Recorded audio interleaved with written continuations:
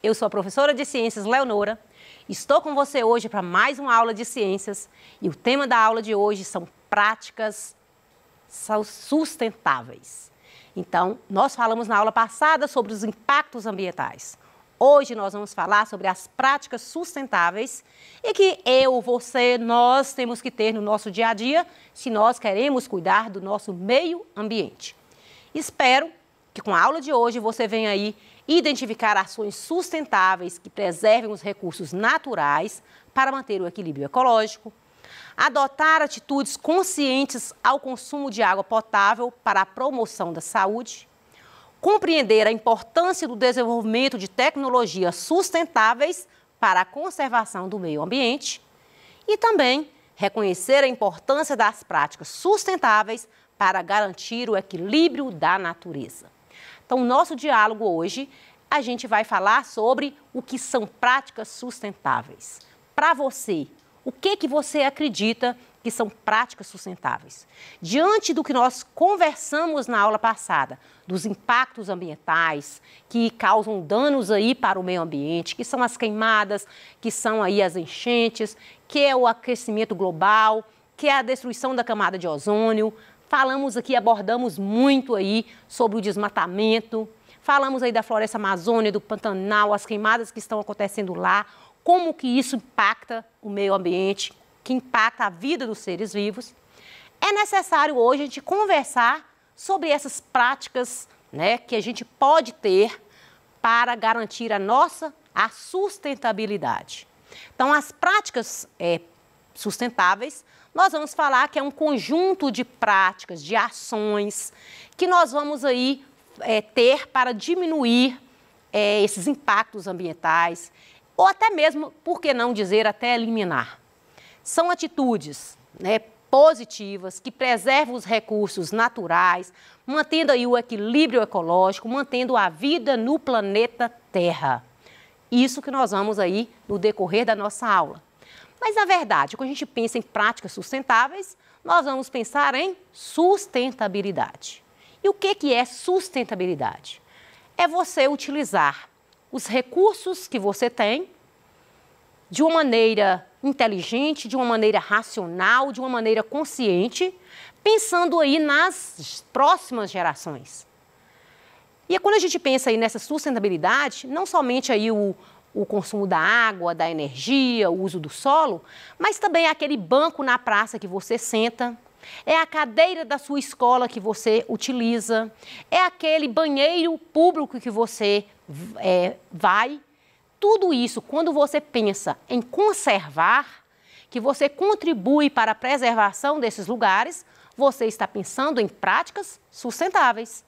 Isso aí é sustentabilidade. É você saber que aquele banco da praça que você está sentado, ele vai ser utilizado por outras pessoas no presente e no futuro. É você pensar que a torneira da sua casa, quando ela está aberta, que você vai utilizar aquela água para o seu consumo hoje, mas é necessário pensar nas gerações que vão vir. É nos seus filhos, nos seus netos, nos seus bisnetos, nas próximas gerações. Isso aí é a gente trabalhar a sustentabilidade. Qual a importância aí dessas práticas sustentáveis? A gente fala tanto, a mídia fala, você pesquisa, mas por que elas são importantes? Porque elas são essenciais se você quer preservar o seu planeta, se você quer preservar o meio ambiente. Então, com ações sustentáveis, você vai conservar esses recursos naturais, de maneira que eles não esgotam, que eles não acabam, mas que eles possam ser utilizados para as gerações futuras. Você já imaginou se os nossos bisavós, os nossos tataravós não tivessem pensado nessa sustentabilidade? Não teríamos hoje o meio ambiente, não teríamos como sobreviver.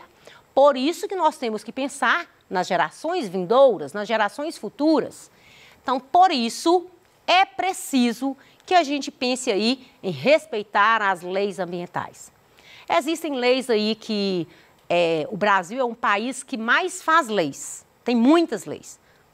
O meio ambiente tem muitas leis aí da sustentabilidade.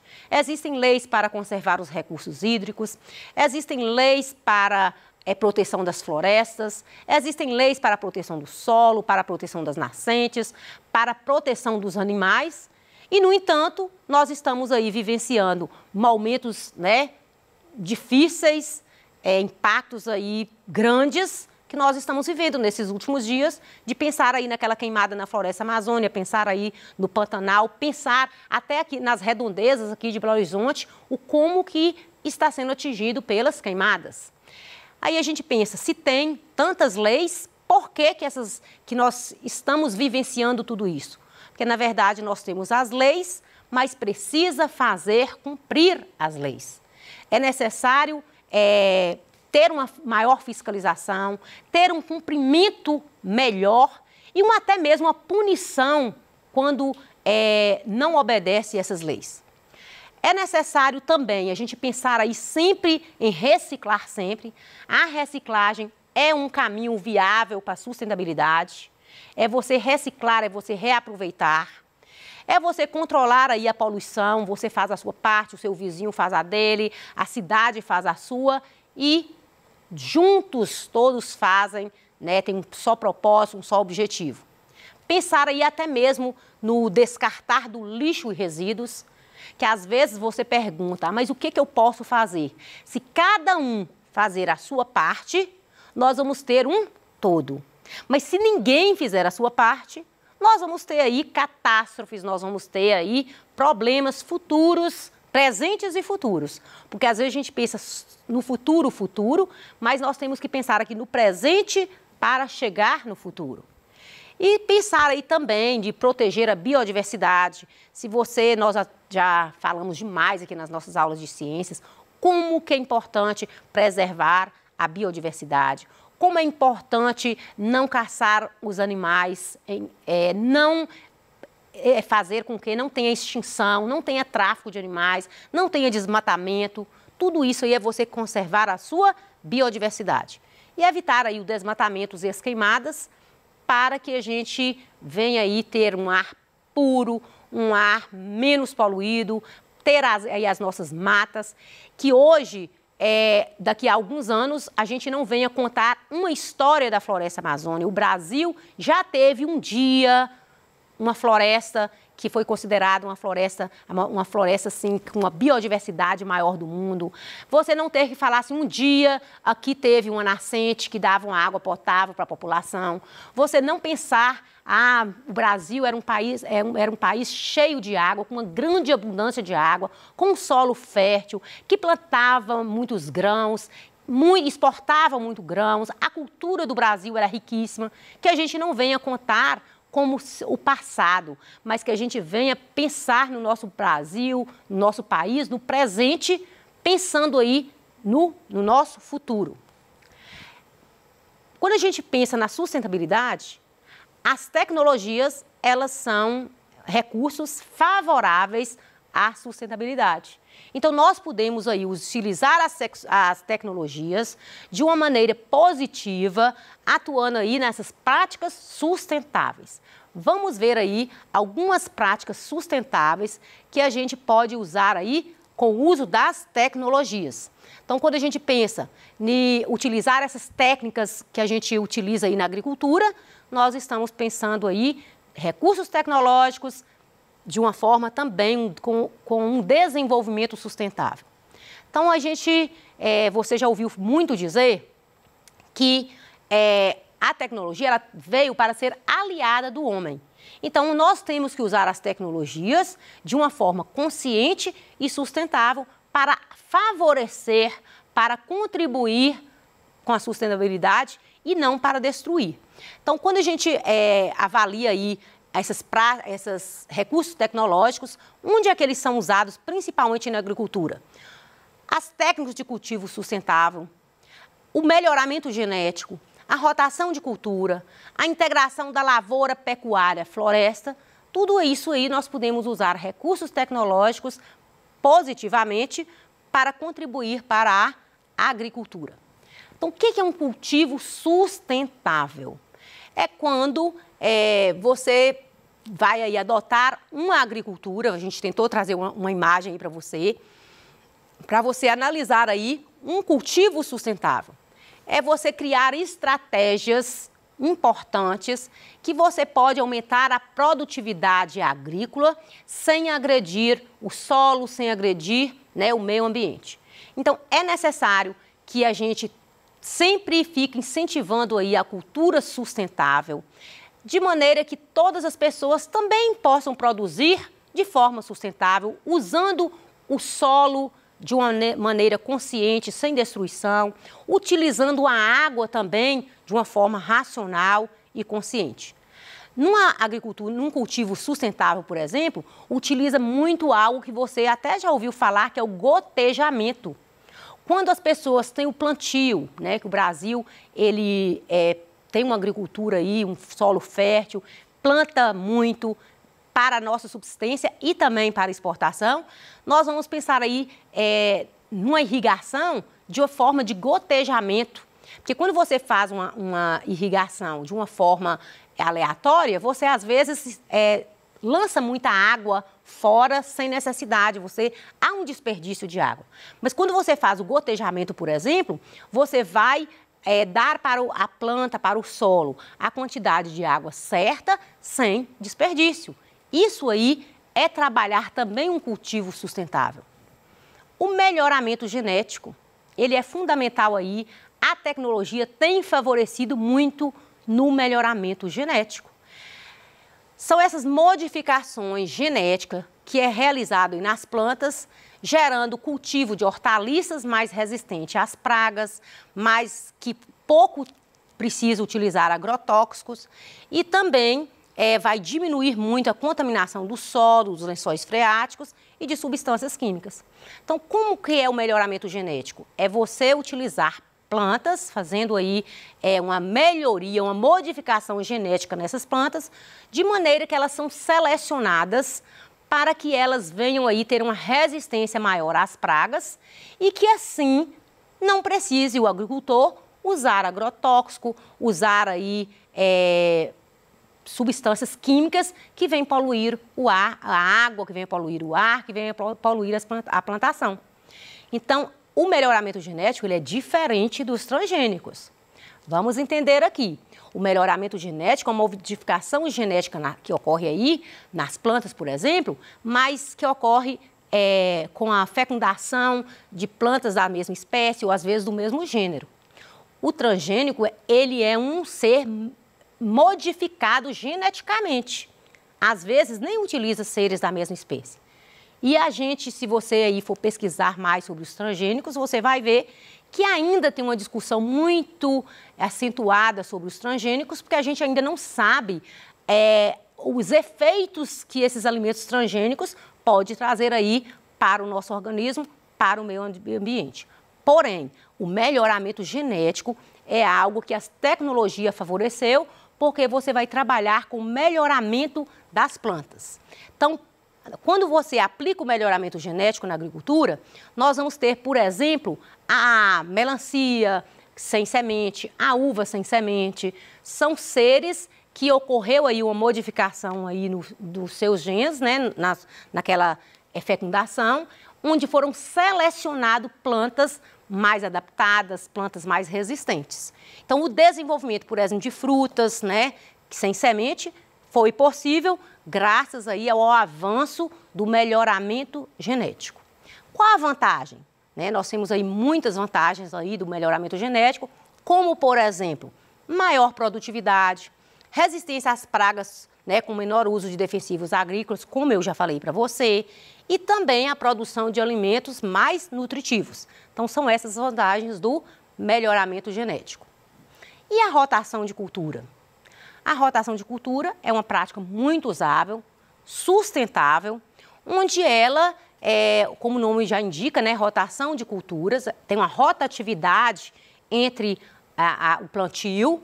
É uma prática que vai alternar a espécie de planta cultivada a cada safra ao longo de um ano para o outro.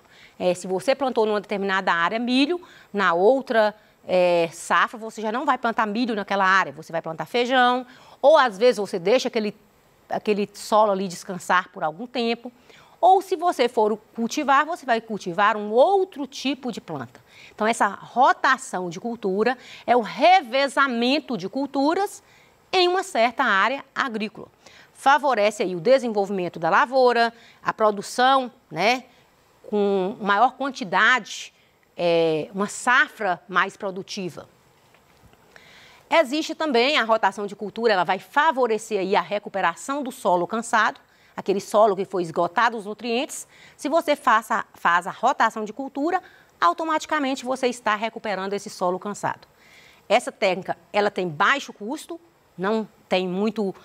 você não gasta muito para fazer e você devolve para o solo os nutrientes de que ela precisa. Vai ajudar muito aí na permeabilidade do solo, para o solo ficar mais fértil e favorece muito a rotação de cultura. Existe uma outra técnica aí que a gente fala de integração lavoura, pecuária e florestas, né? É um sistema de alternância, onde você pode ocorrer aí o cultivo tanto de lavoura, pecuária, florestas, em uma determinada área. Isso vai aumentar a rendabilidade do produtor. É uma prática também sustentável, você vai ter a produção tanto de animais, tanto na parte agrícola, né, sem agredir o meio ambiente. Então, aí, nós temos aí vários benefícios, como, por exemplo, a fertilidade, recuperar a fertilidade do solo na lavoura, reduzir os custos na produção, tanto na atividade agrícola como na pecuária, melhorar as condições físicas e biológicas do solo, evita aí o desmatamento, porque você pode aproveitar as próprias plantas nativas daquela região, sem desmatar, sem destruir, aumenta aí a produtividade dos grãos, de carne, do leite e também aumenta aí a estabilidade da renda do produtor. Nós temos aí ações sustentáveis para você colocar em prática no seu dia a dia. Então, é necessário adotar ações individuais, coletivas, né, ações públicas, que venham aí garantir essa sustentabilidade, que venha garantir aí uma prática sustentável para que nós venhamos pensar aí na sustentabilidade das gerações futuras. Então, vamos pensar aí algumas medidas simples que você pode estar fazendo juntamente com a sua família para ter essa sustentabilidade, para garantir a sustentabilidade no meio ambiente. Então, vamos pensar aí na redução do consumo de água. Já falamos aqui inúmeras vezes, não vamos parar de falar, porque a gente tem que falar na redução de água, de fechar a torneira na hora de escovar os dentes, de lavar a louça, diminuindo aí a quantidade de água, economizar energia, apagar as luzes que você não está sendo utilizado naquele cômodo, tomar banhos rápidos, não ficar aí morando debaixo do chuveiro, como também utilizar aparelhos que têm aí baixo custo de energia. Falamos aqui em aulas anteriores sobre a energia e como ela é importante para nós e como que nós podemos fazer para conservar tanto a água como a energia. Nós podemos aí dar preferências a lâmpadas mais econômicas. Converse aí com a sua família, verifique aí que tipo de lâmpada que vocês utilizam e faça a opção aí para as lâmpadas mais econômicas. Quem mora em grandes centros, dê preferência para os transportes coletivos. Não jogue lixo nas ruas, porque vai entupir bueiro, vai causar inundações. Nós falamos aqui sobre as enchentes, que é um impacto ambiental que causa por causa do entupimento dos bueiros. Evitar o uso de utensílios descartáveis, usar sempre frascos retornáveis, como também separar o lixo, que é fundamental, que ao separar o lixo, muito material do lixo pode ser reutilizado. Vou deixar aqui, nós estamos chegando aí no final da nossa aula, vou deixar aqui algumas atividades para você realizar. Gostaria muito que você pegasse o seu livro de ciências, as atividades, né, do PET. Esse assunto está lá no PET, né, da sua segunda semana. Então, eu conto com você para a próxima aula, te aguardo e até a próxima, porque a semana que vem tem novidade. Até breve!